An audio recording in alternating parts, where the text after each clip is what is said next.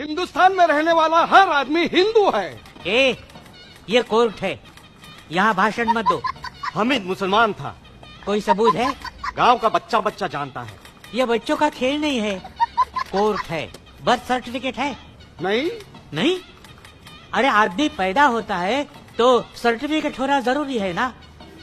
किशन गरीब था, गरीब आदमी कहाँ से सर्टिफिकेट लाएगा? अमीर आदमी कहाँ से सर्टिफिकेट लाता है? हा? वो सर्टिफिकेट लेके माँ के पेट से पैदा होता है क्या? स्कूल लिविंग सर्टिफिकेट है? किशन कभी स्कूल में गया नहीं, तो स्कूल छोड़ने का सर्टिफिकेट कौन देगा? क्यों नहीं गया स्कूल? गांव में स्कूल नहीं था, मतलब दूसरे गांव में एक स्कूल था। वहाँ क्यों नहीं गया? बीच में बड़ी नदी थी।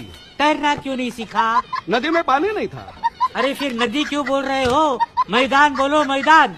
गांव में सब उसको नदी ही बोलते हैं।